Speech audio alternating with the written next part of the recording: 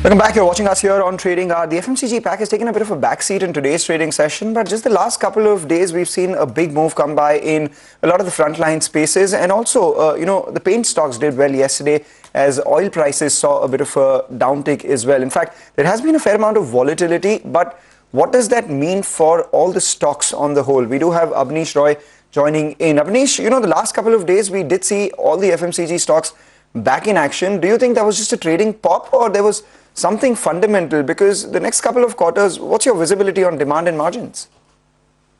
Sure, thanks. Yeah, definitely there is some profit booking today, but there are three key things to watch out. One, of course, is what's happening on the rural demand. The NREGS data which has come out, that's at a almost 11-month low, 12-month low, which I think is a good thing. We need to see the sustainability because that's the job of the last resort. So if NREGS demand is going down, that means that guy is getting a better paying job. So that's something which looks good. Also, base becomes favorable for the rural demand in H2. So we will see that most companies may be aided by the harsh winter if that happens. The rural volume growth for most companies should see slightly better number. I think structural recovery could still take maybe 1 or 2 quarters for the rural demand. Second bit is definitely on the margin side. We have seen a lot of cool off happening in, say, palm oil, crude also, packaging cost also. Yes, today crude is up, but if you see from the peak of, say, $130+, currently it's around $87. We need to watch out on the INR USD depreciation also because that does impact adversely the demand side. But on an overall basis, most companies should see gross margin expansion, EBITDA margin expansion.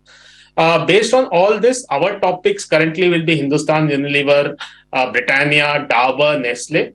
We also like Asian Paints, but for Asian Paints, Q3 demand will be a bit weak. Nothing structural. That's because of the short window post the rainfall and the festive season, and the very high base which Asian Paint sees in Q3. Abneesh, morning. Earlier today we had a chat with Bajaj Auto, and they said the bottom has fallen off at the entry level. I know it's not a like-to-like comparison, but just to give an indication or the signaling that you get from the rural market demand or the entry-level demand, it does still paint a pretty dire picture. What gives you confidence that things are incrementally on the mend? Any channel checks that you've done across categories? Yeah, it's a good question, and we did a lot of channel checks also. So in H2, the rural recovery structural is not happening. Definitely, one more aspect is because biscuits, noodles, and soap players will see better gross margins. Part of that is being flowed back in terms of higher grammage in the lower unit packs. If you see for most category, around 30% is lower unit pack, where last 2 years there was grammage cut. Suddenly you will see that grammage addition is happening, so that will also aid the volume growth. Definitely the good monsoon and the pickup in the other jobs, and that's reflecting NREGS. That's also on the positive side. But yes, Q3, Q4, as of now, we are not seeing a big trend reversal structurally. It's more of a base effect and slightly harsher winter and slightly earlier winter, and definitely the other reasons which I mentioned in terms of volumes. So yes, still challenging times, but now we are seeing that the base effect will also play out for the rural demand.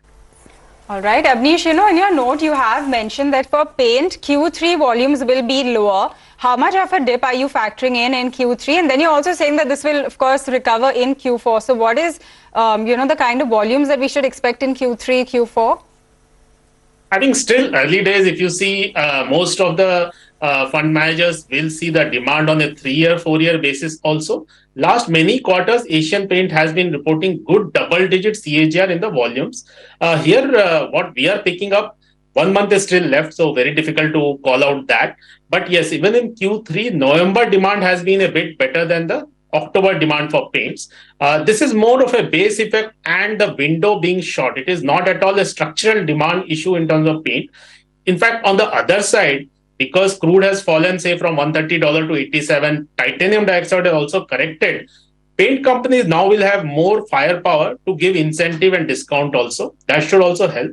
Down trading also has been happening past few quarters in paints. That could also potentially reverse by Q4, and that will help the margin. So I will say that yes, Asian Paint also has got other businesses, so waterproofing, construction chemicals, home decor. I think still they should report good double-digit volume CAGR on a 3-year, 4-year basis. On YOY basis, I think the base effect, etc., will be a challenge, but we need to wait for the December month.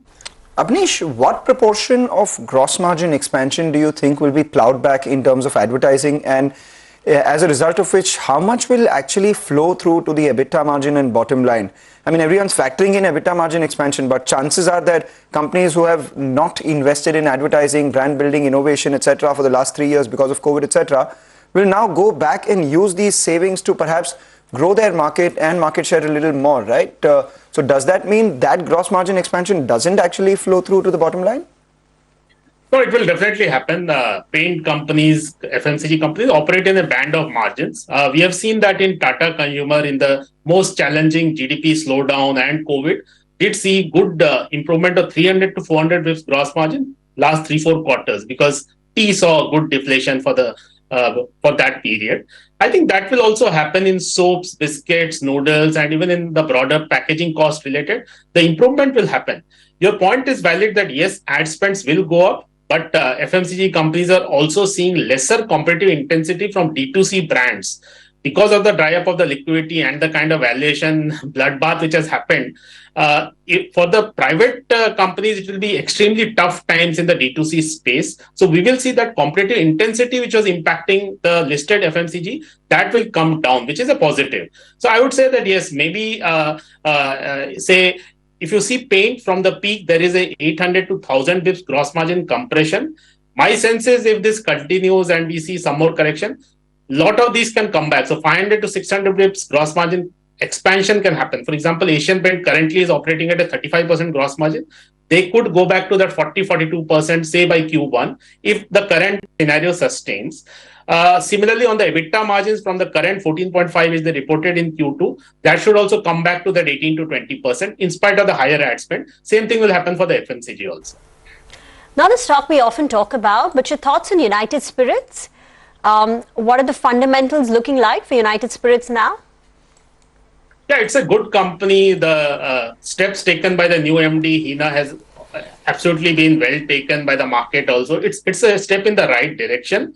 The issues are definitely Pernod. India is a must-win market. There has been some price war between UNSP and Pernod in some of the brands, some of the market. Second issue is in H2, because gas prices have gone up further, glass prices will go up. Glass uses a lot of gas. So essentially in H2, there will be some price hikes which UNSP will get in, say, Bengal, Telangana, Andhra, etc. But partly that will be negated by the higher pressure in terms of the glass inflation. So as of now, we are expecting more improvement in gross margin in the HUL, Britannia, Nestle's of the world and Asian Paints rather than UNSP. So UNSP will be lower in terms of the pecking order. All right. All right, Abneesh, we got that. Thank you very much for joining us and taking us through your call on these individual stocks that is on the entire FM.